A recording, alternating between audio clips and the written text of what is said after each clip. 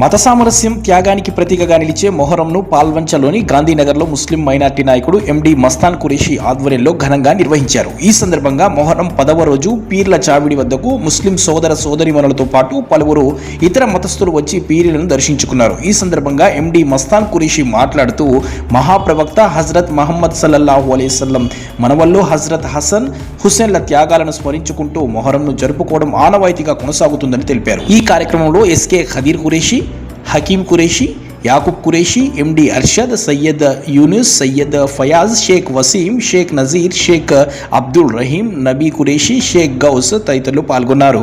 ఈరోజు మొహరం 10వ రోజు సందర్భంగా కుల మతాల అతీతంగా ఇలా పాలవంచలో 44 డివిజన్లో పీరీల పండుగ ఘనంగా జరుగుతున్నది. ఇలా లాస్ట్ రోజు కారణంగా హసన్ హుస్సేన్ త్యాగాలని గుర్తించుకొని మతర సామ్యారం చాటుకొని ఇలా పాలవంచలో మొహరం పండుగ ఘనంగా జరుపుకుంటాను.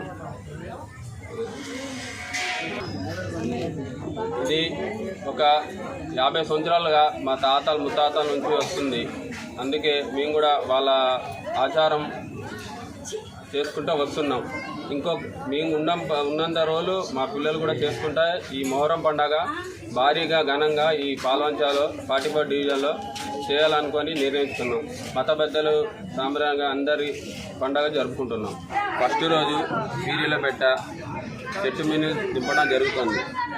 ఆ తర్వాత పీరీలు తయారు చేసి 5వ రోజు ఫాతిహాలు ఇచ్చి మళ్ళీ 7వ రోజు నైటు నిప్పులు దొక్కి ఊరేగింపుగా తీసుకొచ్చి మళ్ళీ పెట్టి మళ్ళీ 9వ రోజు భారీగా నిప్పులు దొక్కి గుండం చుట్టూ తిరిగి మళ్ళీ 10వ రోజు ఊరేగింపు చేసి ఈ కార్యక్రమం ముగిస్తాం మొహరం సందర్భంగా.